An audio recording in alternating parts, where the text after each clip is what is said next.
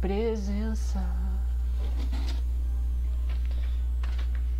Os meus filhos dirão.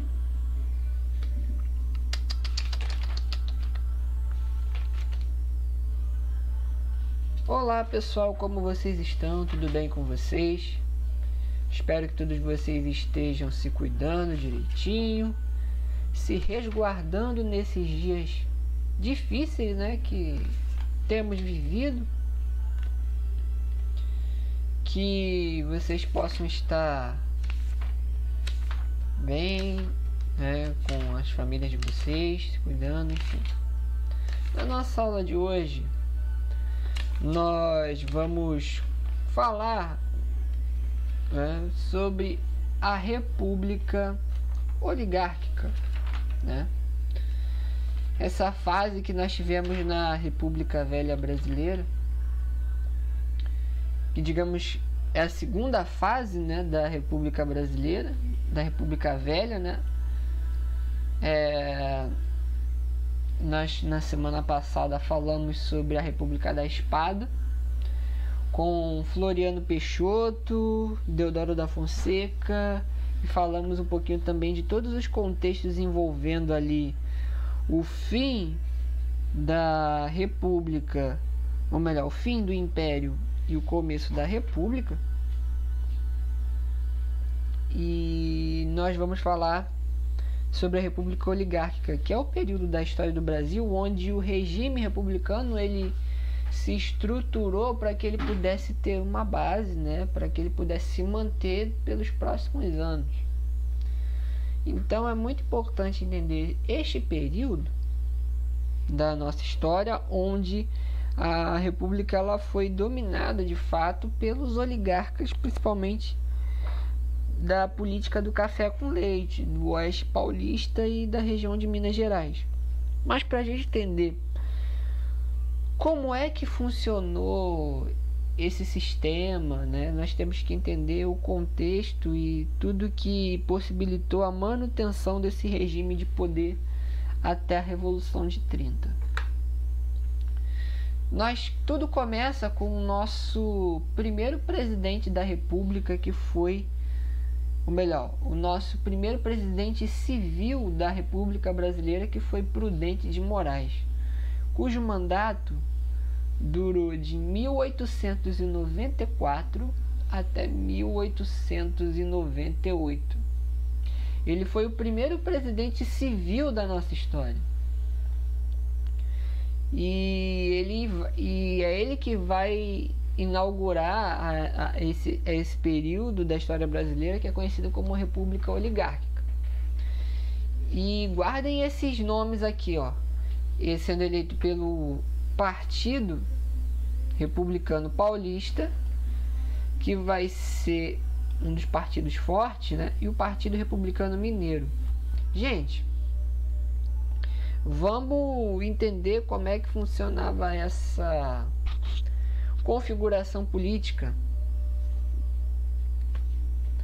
Na semana passada, nós falamos que o regime implantado no Brasil republicano foi o regime federalista, certo? E esse regime federalista, gente, foi um regime onde os estados eles ganharam mais autonomia, né? Onde eles tinham uma autonomia de se auto-administrarem, né? De autogestão. Cada estado tinha uma constituição própria, tinha, como é que eu posso dizer, uma força militar própria, né? Então os estados eles tinham, de acordo com a Constituição de 1891, uma certa autonomia com relação ao governo federal. Isso já é o nosso primeiro ponto, certo? Porém, tem mais coisas. Como Prudente de Moraes, ele foi o primeiro presidente civil, né? E aí ele foi apoiado pelo Partido Republicano Mineiro, que também era um estado muito forte, politicamente falando, e também pelo presidente anterior, Floriano Peixoto. embora os militares eles quisessem que Floriano Peixoto ele continuasse no poder por mais tempo, mas Floriano Peixoto, apesar, né, de ser um governo de certa forma autoritário, né, nesse sentido, com mão de ferro, governar o Brasil, Floriano ele fez valer o que estava escrito na Constituição, embora, né, a própria posse de Floriano, né, foi conturbada. A Constituição exigia novas eleições e não foram. Floriano adiou o máximo possível e as eleições só aconteceram em 1894. Esse foi o acordo que ele fez com as elites paulistas. Olha, eu entrego o poder para vocês, eu não fico no poder, então até para ele manter a estabilidade do mandato. Olha, eu entrego o poder em 1894, mantenho o final do mandato e aí depois eu passo o poder para vocês. Para ele ter esse acordo, ele foi feito lá no começo do mandato do Floriano Peixoto, até para ele manter a estabilidade no que diz respeito ao governo. Porém, quando Floriano ele terminou o mandato dele, né, e assumiu o Prudente de Moraes, muitos militares eles ainda não aceitavam, né, a posse de um civil na presidência. Tanto que ocorreu uma tentativa assim de impedir a posse de Prudente de Moraes, né? Tanto que na aula passada eu também comentei que o Floriano ele tinha uma milícia paramilitar que trabalhava a favor dele, que eram os jacobinos, né? Que eram um grupo de simpatizantes do presidente e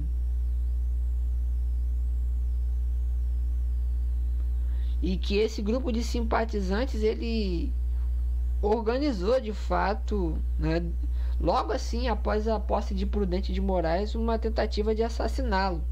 Só que essa tentativa foi frustrada, né, e acabou que morreu uma outra figura, né, que era próxima ali da guarda presidencial, e Prudente de Moraes ordenou a dissolução dos jacobinos. Porém, Prudente de Moraes ele vai assumir o governo com bastante instabilidade política, e na próxima aula a gente vai falar sobre as revoltas populares durante o período da República Oligárquica, né? Como, por exemplo, foi no mandato de Prudente de Moraes que tivemos a Guerra de Canudos, né? Onde foi uma revolta que exigiu muito da força do governo federal e que desgastou muito seu mandato. Mas enfim, uma característica, né, da República Oligárquica Brasileira foi esse fato de que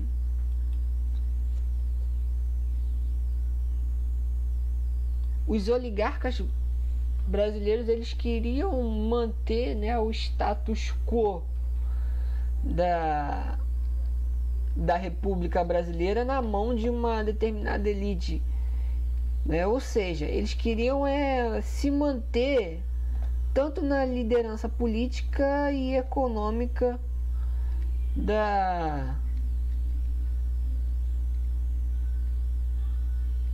do Brasil, né? Então a elite cafeicultora, principalmente ali de São Paulo, né, aliada com a elite mineira, ela procurou criar determinadas estruturas de poder que pudessem, para que essa elite latifundiária e que detinha principalmente o monopólio do café, que já nessa época o Brasil era o maior produtor de café do mundo, coisa que se mantém até hoje, né? e era o principal produto que era vendido na Europa, que o Brasil produzia, era o café. E para manter essa elite econômica no poder, então ela também tinha seus poderes políticos e criou estruturas para que pudesse manter-se no poder durante esse período, né? Essa elite já tinha poder, né, no caso, desde lá do tempo do Império, e a partir daí, né, isso ficou mais claro nesse período da República Velha. Tudo bem?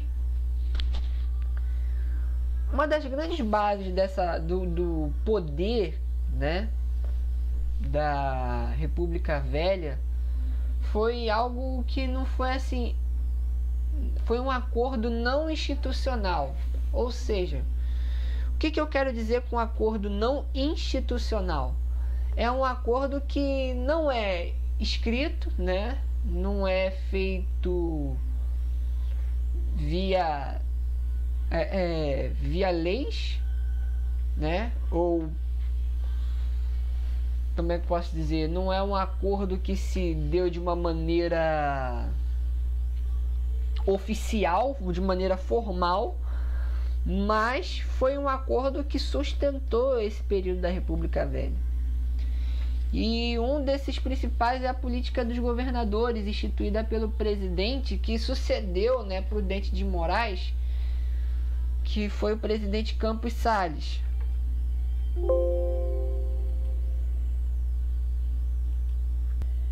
Vocês podem ver aqui, essa é a foto do presidente Campos Salles, que ele vai governar o Brasil de 1898 até 1902.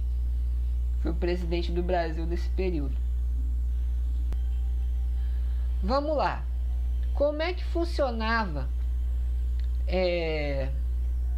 esse acordo não oficial entre as oligarquias agrárias, né, e o governo federal? Muito bem. Observem esse esqueminha aqui que eu coloquei para ficar bem mais fácil de vocês entenderem. Essa estrutura foi a base, uma das principais bases políticas, um dos pilares da política na República Velha. Por quê? No topo da cadeia nós temos o governo federal, né, que são os presidentes, etc. E aqui bem abaixo nós temos os coronéis, que são a base desse sistema. E a gente vai falar do coronelismo daqui a pouquinho. Mas como é que funcionava essa política dos governadores? Ora, os governadores dos estados, né, eles davam sustentabilidade e votos para o presidente da República, enquanto em troca de um apoio político, né, de um apoio político e financeiro, o governo federal mantinha esses governadores no poder, certo? De que maneira isso funcionava? Ora, o governo federal ele reconhecia, né, quando os governadores eles assumiam o poder, né, ele fazia esse reconhecimento da estrutura política. Em troca, os governadores, em troca de um apoio político, eles sustentavam o governo federal, reconheciam o governo federal.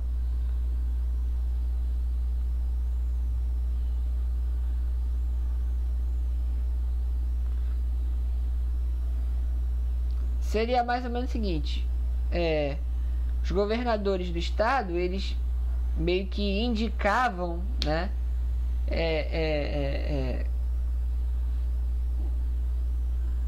como é que eu posso dizer?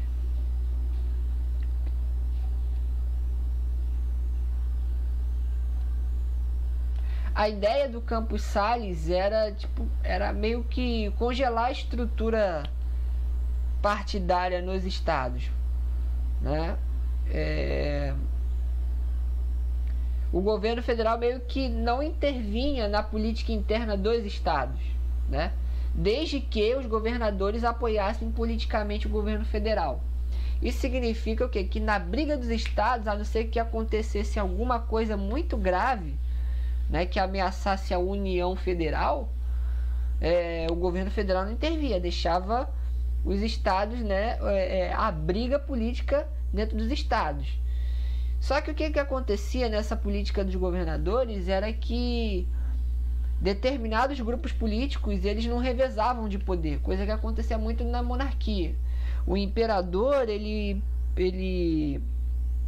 prezava muito essa alternância de grupos políticos no poder, coisa que não aconteceu na República Velha.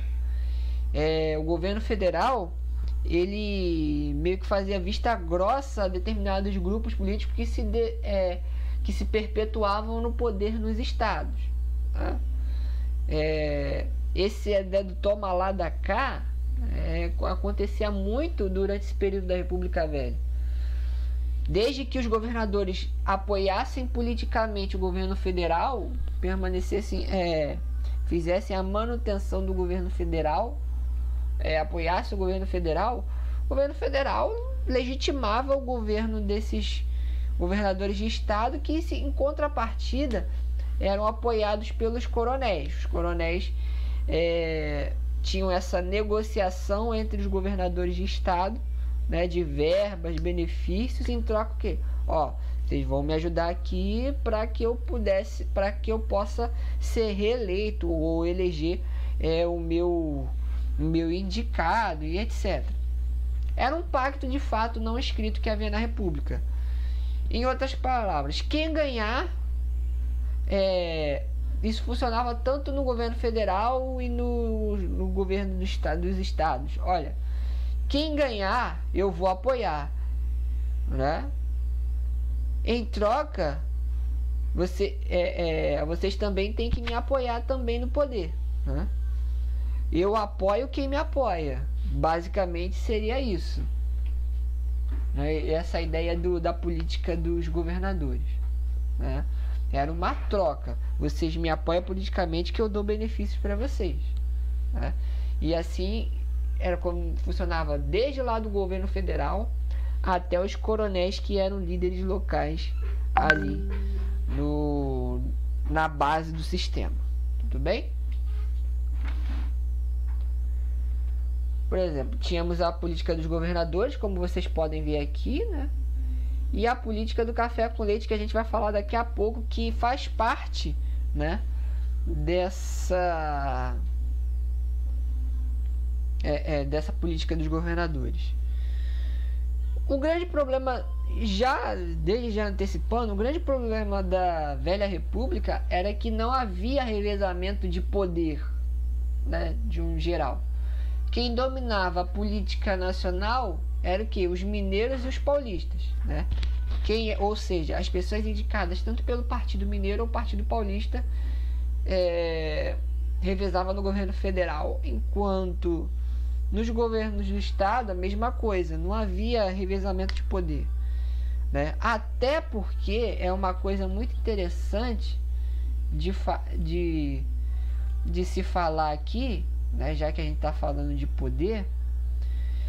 Até 1932, guardem bem essa data, até 1932 não havia justiça eleitoral no Brasil. Tá, professor, mas o que isso significa? Isso significa que quem tinha o controle de todo o processo eleitoral até 32 era quem estava no poder. Isso quer dizer, então, que os grupos políticos que estavam no poder tinham nas mãos todo o processo eleitoral. Eles sabiam tanto quem votava, tanto em quem votava, porque o voto não era secreto na Velha República, o voto era aberto.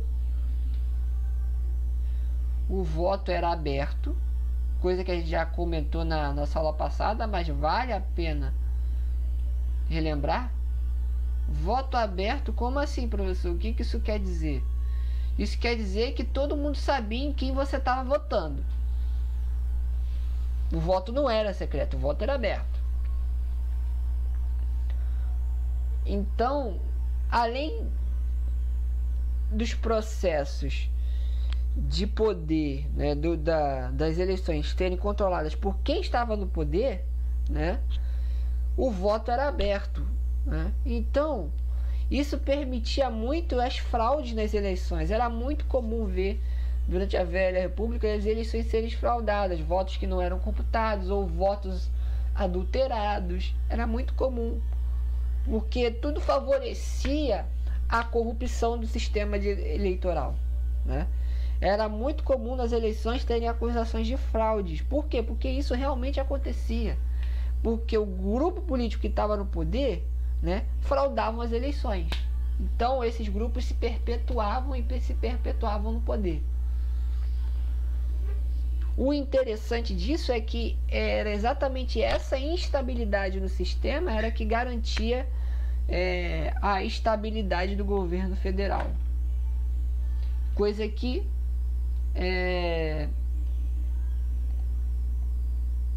está aqui em análise nessa frase. A gente já falou a gente já até começou a falar sem querer querendo, né, um pouco do que seria a comissão de verificação de poderes, que é isso aqui, essa coisinha aqui. O que era essa comissão? Chegamos aqui, ó. Essa comissão era que verificava a situação das pessoas que eram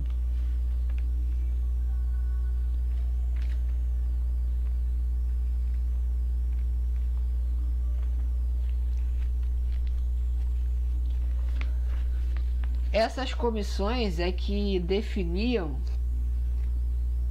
quem poderia entrar no Congresso Nacional ou não. Pera aí, professor. Como assim? Me explica isso. Vamos lá, gente.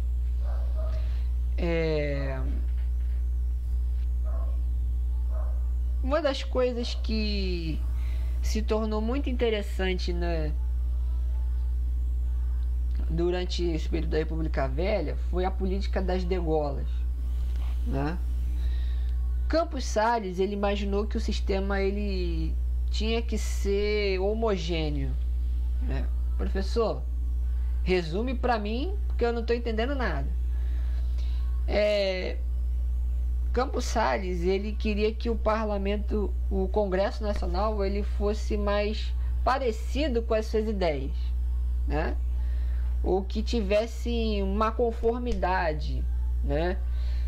E que facilitasse então a administração do país, né? Ele queria que o parlamento ele atendesse os interesses, né, do seu grupo político, das elites.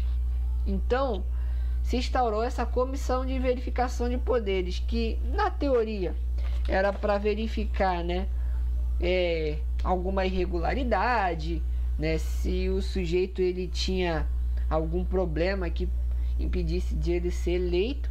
Porém, na prática, né, isso serviu como uma espécie de caça às bruxas.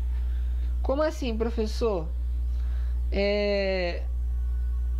Funcionou mais ou menos como uma espécie de, como é que eu posso dizer? Você impedia de assumir o mandato no Congresso Nacional quem não fosse do seu grupo político, né? Ou se você tivesse algum desafeto político com determinada pessoa.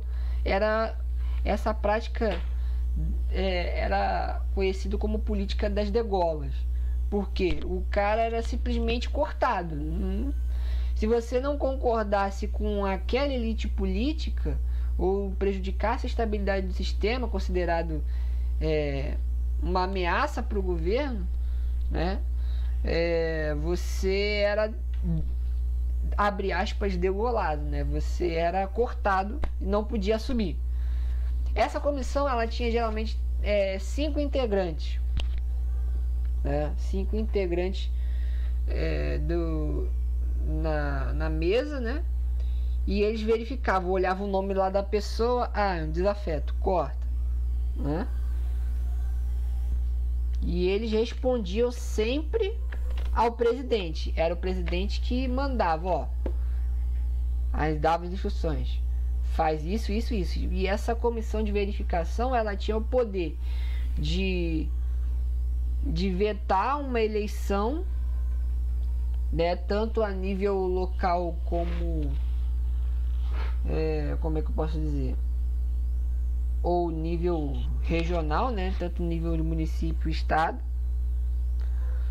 Eles tinham o poder de vetar eleições, vetar nomes e vetar nomes que poderiam acessar o Congresso Nacional, né? Essas degolas, elas começaram principalmente nos municípios, né? Porque apesar dos estados terem autonomia, o governo federal ele supervisionava, né? Ou tentava manter o controle do sistema. Então aquilo que poderia ameaçar a estabilidade do sistema, o governo federal ele tinha um poder de intervenção. E a intervenção foi muito comum nesse período da história brasileira, intervenção federal nos estados. E as degolas acabaram sendo um exemplo disso. Uma das coisas também que era muito comum acontecer na República Velha era a questão, eu até não botei aqui, né?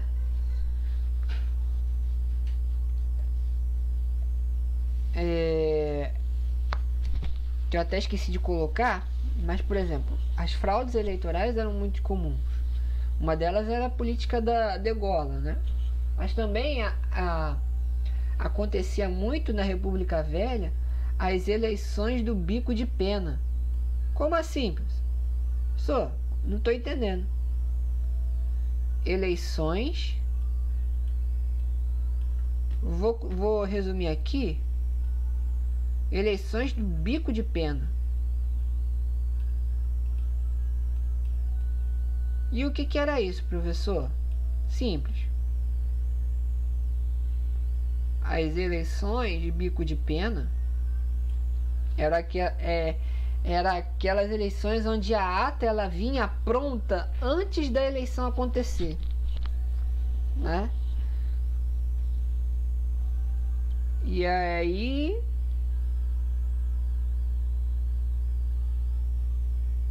essa fraude eleitoral era muito comum na República Velha, né? Que tipo, a ata de quem foi eleito já chegava pronta, né? Então muitas vezes a pessoa votava lá à toa e o resultado já vinha pronto antes da eleição acontecer, para vocês verem como é que rolava a coisa na República Velha. Política das salvações era uma política que foi implementada a partir de 1910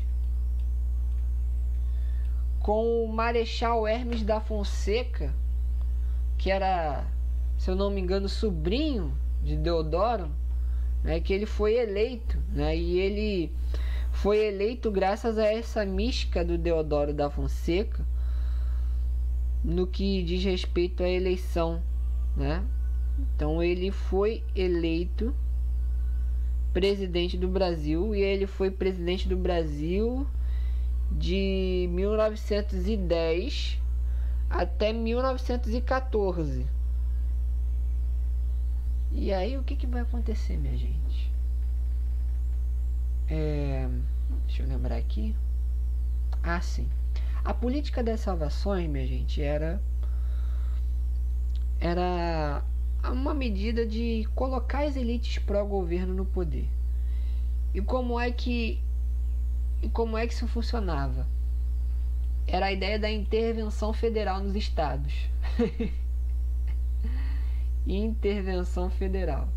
Por exemplo, recentemente no Rio de Janeiro, nós tivemos essa questão da intervenção federal. Eu acho que em 2018, se eu não me engano. Né? Que aí o controle, por exemplo, da segurança pública ficou na mão do general Braga Neto na época, que hoje é ministro do atual governo. Isso foi por uma intervenção federal, que foi chamado de política na época. Em 1910, Hermes da Fonseca ele aplicou isso mais de 20 vezes, né? Que era a intervenção federal nos estados, né?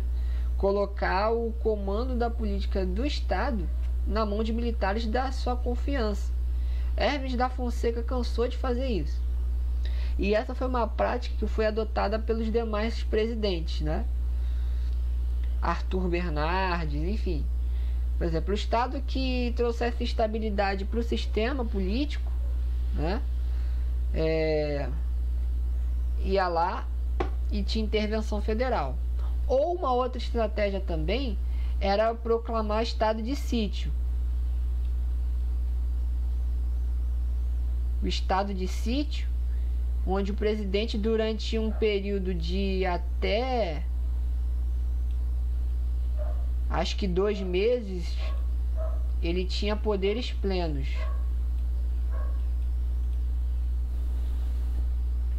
Para você ver como é que o sistema republicano era instável.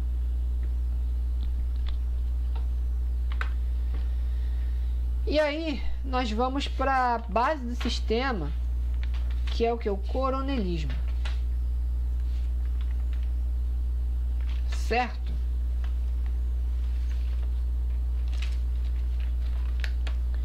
A política do café com leite,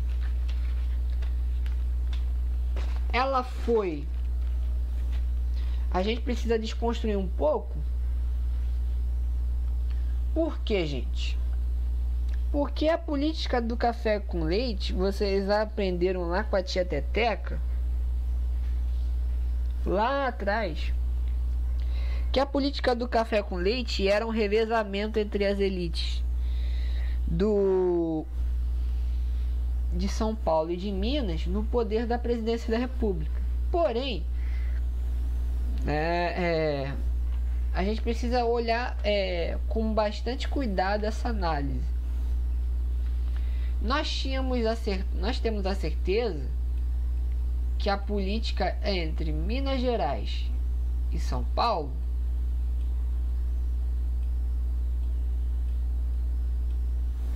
ou seja, esses eram os 2 estados mais fortes da federação. Então eles tinham de fato poder para bancar a presidência da República. A política do café com leite, por quê? Porque São Paulo produzia café, né? O principal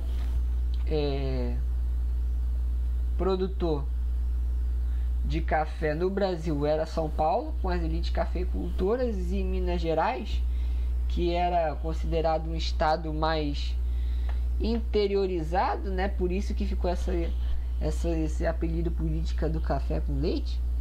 Embora Minas Gerais também tenha produzido café bastante, mas a ideia da política do café com leite foi um acordo entre a elite mineira e São Paulo de indicação de poder. Por exemplo, em cada eleição eles indicavam alguém para a presidência da República, né? Uma hora São Paulo, né? E Minas Gerais indicava de outro lado. Uma hora São Paulo indicava um para presidente e aí Minas Gerais apoiava. E outra hora Minas Gerais apoiava um candidato à presidência e São Paulo apoiava, né? Ficava esse revezamento que durou um certo tempo na antiga República e que esse sistema só foi se manter foi se manter até 1930, quando São Paulo rompe o acordo. Mas dentro dessa política do café com leite tínhamos bases do sistema que era o coronelismo. O que é o coronelismo? O coronelismo ele tem a origem, né, essa expressão coronelismo no coronel, né? Que por sua vez era um cargo que surgiu lá em 1831. Professor, por que tem tanto tempo assim envolvido? Ora, prestem atenção comigo aqui. O coronelismo, ele vai surgir com a criação da Guarda Nacional, lá no tempo do Império, em 1831. Que era um cargo, era uma espécie de grupo militar, uma milícia criada pelo imperador, já que o Brasil nessa época não tinha exército. Então ele deu esse poder de exército à Guarda Nacional, que eram homens da confiança do imperador, na maioria grandes proprietários de terras, né, e de escravos também. E aí selou essa aliança entre o poder público, né, entre o governo imperial na época e os interesses privados. Ou seja, você deu um poder legítimo a interesses privados. Você legitimou interesses privados quando você deu um poder político e um poder realmente do Estado a esses grandes fazendeiros, a esses grandes latifundiários. Então, isso permitiu também, de certa forma, um desenvolvimento desse patrimonialismo, né?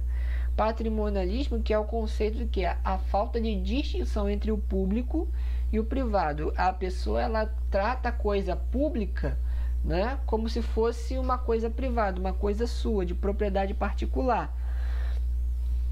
E essa ideia do coronelismo, né, ela vai se arrastar até a República Velha. A Guarda Nacional, ela vai ser extinta em 1910, mas as permanências da ideia do coronelismo, né, elas vão continuar ao longo da República. Tanto que o coronelismo é a base desse sistema, né? O coronelismo, eles são os líderes locais. Na maioria das vezes, eram grandes proprietários de terra. E aí você vê muito essa questão das novelas da Globo, brincando muito com essa ideia do coronel. Filmes, séries brasileiras que remetem a esse tempo da Velha República, brincando com essa ideia do coronelismo, né? Porque isso de fato acontecia. Mas nem sempre os coronéis eram grandes proprietários de terra. Às vezes eram médicos, às vezes eram advogados. E até mesmo já houve relatos de padres que eram coronéis em determinadas localidades, né? E e os coronéis, eles tinham esse poder de influência, né, dentro das localidades, dos municípios. A maioria deles tinham poderes militares, né, paramilitares, no caso, tinham seus jagunços, né, que cuidavam das propriedades e tal. E eles se baseavam em dois pilares, que eram o mandonismo e o clientelismo. Professor, como é que funciona isso? Ora, o mandonismo eram aqueles líderes locais que influenciaram ou que influenciam a política de uma região, ocupando diretamente ou não cargos públicos e influenciando as eleições, que era uma prática muito comum dentro do coronelismo, né? E uma outra capacidade também que havia dentro do coronelismo era o clientelismo, que é a troca de favores. Ou seja, a população brasileira na época do coronelismo era uma população muito pobre, vivia no campo, muitos deles não tinham acesso à educação, analfabetos, não tinham acesso à saúde, né? Então, a maneira mais próxima deles conseguirem apelar, né, a maneira mais fácil de conseguir apelar para ter um acesso ao médico, ter acesso à educação, ter acesso a algum tipo de benefício público, era através do quê? Coronel. O coronel era, digamos, o intermediário entre a coisa pública, entre um direito que já era garantido, mas que a população não tinha acesso, e o sertanejo, a pessoa que vivia no campo. E muitas dessas pessoas trabalhavam para esses coronéis, né? Então pedia, olha, eu preciso de um médico porque meu filho está doente e tal. Aí o coronel, né, ele ia lá, cedia, né, levava a pessoa até a cidade, né, para ter acesso à saúde, mas em troca ele pedia sempre alguma coisa em troca. E na maioria das vezes era o voto, né? Ó, tá bom, vou fazer isso, mas afinal das contas vota em mim, né? Vota em mim para eu continuar ajudando vocês aí, né? Ou seja, a ajuda que o coronel dava aos sertanejos, como é que eu posso dizer? Não era de graça, né? Sempre tinha que ter alguma coisa em troca, né? E eram geralmente pessoas poderosas. Claro, na época da Velha República, poderia ter numa mesma cidade mais de um coronel, né? E às vezes ou eles faziam aliança ou disputavam poder entre eles, né? Em algumas cidades o coronelismo era tão violento e forte que eles tinham poder realmente de derrubar governos, né?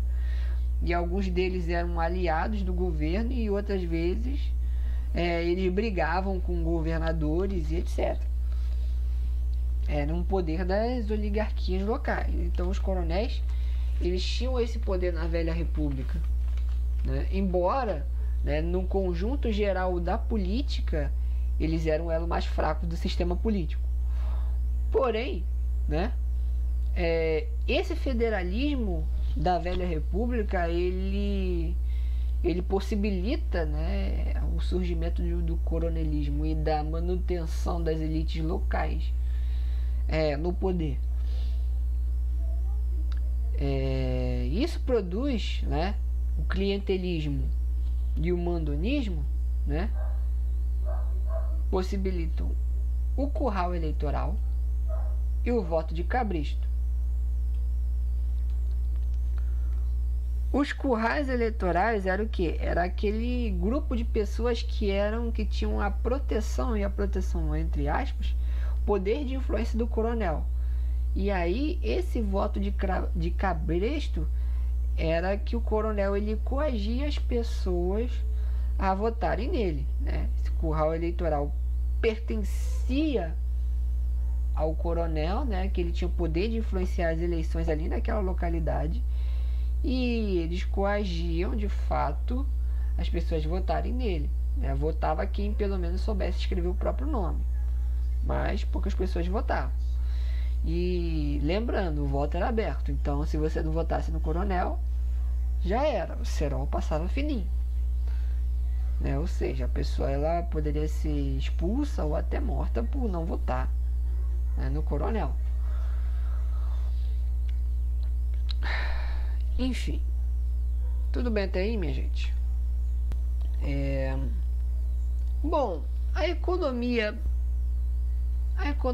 brasileira na época da Velha República, ela girou em torno do café.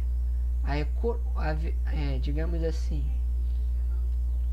a vitrine econômica do Brasil era o café. Não tinha como negar isso.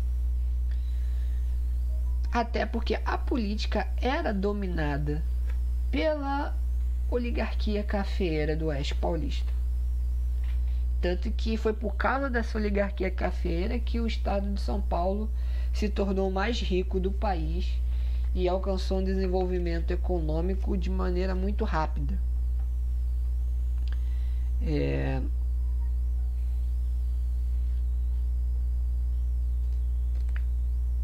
O café na República Velha passou a ser produzido em larga escala, né? Então, como São Paulo era o maior produtor e era essa elite que dominava a política federal brasileira, Então, durante muito tempo, a industrialização ela aconteceu de uma maneira muito tímida, né? E quando havia industrialização no Brasil, essa indústria era voltada para o café. Então tudo girava em torno do café. Isso é algo muito importante. A indústria têxtil de tecido geralmente era o quê? Produzir roupas para o mercado interno, mas também produzir sacas para que o café fosse exportado, por exemplo, né? Tudo era voltado para o café, que era o principal objeto de exportação no Brasil. Então, o mercado europeu, até a crise de 29, ele estava muito aberto a essa produção cafeeira. Ele só se fechou um pouco durante o período da Primeira Guerra Mundial. Mas o café era algo que era muito importante, né, para essa República Velha.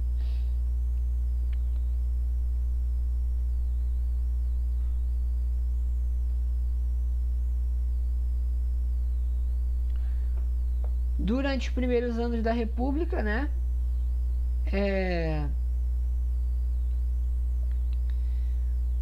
o café foi produzido e exportado em massa, a tal ponto de que o café ele chegou a ficar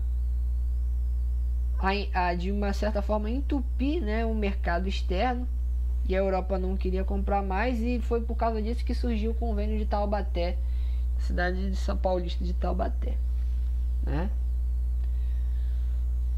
Os estados maiores produtores de café eram São Paulo, Rio e Minas Gerais. E nesse convênio de Taubaté, o governo federal ele estabeleceu então empréstimos externos, né, para que o próprio governo comprasse esse excedente de café, né, para afastar o risco de crise econômica, né? O grande problema é que o Estado ele acabou ficando endividado também, né? A dívida da União acabou crescendo e não afastou a possibilidade de crise econômica no país, né? Então, basicamente, a economia na República Velha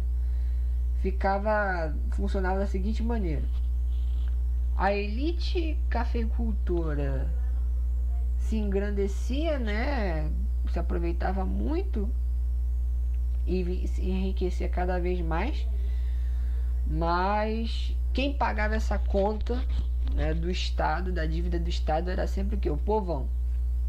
E o povo brasileiro viveu numa situação muito difícil e de escassez durante esse período da República Velha. Além das indústrias, né, que eram indústrias pequenas, de bebidas, calçados, girava tudo em torno do café, né? Além dos operários eles ficarem em condições deploráveis de trabalho, submetidos à jornada de trabalho de 12 a 14 horas, inclusive tendo crianças e mulheres trabalhando nas indústrias, não existindo nem férias, nem folga e nem salário mínimo, coisa que só vai ocorrer a partir ali da década de 1930. As condições de moradia nas cidades também não eram das melhores. As pessoas elas viviam aglomeradas em cortiços, né? Um exemplo disso era o grande cortiço que pertencia ao Conde Dan, na cidade do Rio de Janeiro, onde hoje é a Cidade Nova, onde tem ali a prefeitura do município do Rio, o teleporto, enfim. Esses cortiços eram conhecidos, né, por causa desse cortiço do Conde D, que se chamava Cabeça de Porco. E aí os cortiços eles passaram a ser conhecidos, generalizados como cabeças de porco. E porque tinha esse apelido, né, também os cortiços eram condições onde moravam, por exemplo, em um cômodo, uma família de 10 pessoas, 20 pessoas, morando em cada cômodo dos cortiços. Então, isso favorecia a proliferação de doenças, por exemplo, né? O surto de varíola que tivemos no Rio de Janeiro em 1904, que ocasionou a revolta da vacina, que nós vamos falar nas próximas aulas, foi um exemplo disso, né? E nas cidades, nas regiões urbanas, havia muito esse surgimento de cortiços, porque as condições de moradia eram bastante precárias. Por exemplo, e isso até por questões sanitárias, os cortiços eles passaram a ser demolidos, e no lugar dos cortiços começaram a surgir prédios, grandes prédios, só que esses prédios eram na maioria ou comerciais ou para gente que tinha mais condição financeira, o que favoreceu o processo que a gente chama de gentrificação, que, por exemplo, um bairro que antes era conhecido pobre, ele passa a ter, com a valorização, né, vinda de prédios, grandes prédios, ele começa a ficar com um custo de vida mais alto, né? O perfil econômico do bairro muda. Então as pessoas que moravam antes, que eram tinham condições que eram mais pobres, elas acabam não tendo mais condições de viver naquele lugar, né? E é um fenômeno que acontece até hoje, né? Se vocês olharem as obras das Olimpíadas em 2016, por exemplo, temos o exemplo da Vila Autódromo, ali na Barra da Tijuca, onde era uma comunidade que vivia onde é hoje o Parque Olímpico. E essa galera foi expulsa dali, né, e foi para os subúrbios. E na época do começo do século XX isso também aconteceu. Por exemplo, eu vou dar novamente o exemplo da Cidade Nova, onde as pessoas moravam ali, elas foram expulsas dos cortiços, os cortiços foram demolidos na reforma do Pereira Passos, e aí essas pessoas começaram a ir para onde? Para os subúrbios, ou fazer moradias no morro, né? E foi aí que começaram a surgir o que? As favelas, né? As favelas que eram de certa forma povoada, né, ocupada por pessoas assim de maioria negra, que já não tinham condições de viver dignas, né, pelo fato da abolição da escravidão ter acontecido, mas as pessoas não tinham para onde ir, não tinham onde morar, não tinham como viver. Então elas vão começar a ocupar os morros, vão começar a ocupar as favelas, né? Percebam que é tudo uma questão gradativa. As pessoas não têm onde morar, não têm como sustentar, não têm qualificação, e elas vão para os subúrbios, para o interior, para ficar à margem dos grandes centros urbanos, né? Enquanto você tinha a Belle Époque, nesse período onde você tinha uma tentativa de avanço social, progresso, modernização, o embelezamento da cidade do Rio de Janeiro, que foi um símbolo da Belle Époque no Brasil, que foi a reforma de Pereira Passos, onde os cortiços foram demolidos, né, onde teve uma reforma urbana, né, muito grande, onde prédios foram demolidos para abrir espaço para grandes avenidas, modernização da arquitetura da cidade do Rio de Janeiro para a circulação de ar, para até uma questão sanitária também, mas a custo que de muitas pessoas terem os seus lugares, né, suas casas demolidas, serem expulsas de determinados lugares, né, e ficando à margem, indo cada vez mais para distante dos centros urbanos ou ocupando os morros, né, possibilitando o surgimento das favelas. As favelas, o nome favela vem originalmente de uma planta que ela encobria os morros, né, que era chamado favos, né? E isso veio também muito da Guerra dos Canudos, né, que a gente vai falar da Guerra dos Canudos, se eu não me engano, na próxima aula. E assim como essa planta crescia em cobrir os morros, também essa habitação irregular foi relacionada com o crescimento dessa planta, né? E daí é que surge o nome favela. Tudo bem? Né? É muito interessante, por exemplo, a questão de como é que surgiu a primeira favela do Brasil, que é o Morro da Providência, que é ali na central do Brasil, né? Aquela região ali da central do Brasil, né? Que de vez em quando aparece como notícia do jornal, questão da violência urbana, etc. Mas existem duas teorias para o surgimento da primeira favela do Brasil. A primeira foi a desocupação forçada dos cortiços, né? E a abolição da escravidão, o que eu acredito também que tem muito a ver com isso. A segunda foi dos guerreiros, né? Dos soldados que vieram da Guerra dos Canudos, né? Que voltaram com a promessa do governo federal de que haveria, digamos, um pedaço de terra para eles quando eles voltassem. Coisa que eles não receberam, e eles ocuparam ali o morro da Central do Brasil, ali próximo da Central do Brasil, exigindo que o governo, por providência, desse alguma terra, né, que o governo tinha prometido, né, então que o governo tomasse providências com relação à situação dos soldados da Guerra dos Canudos.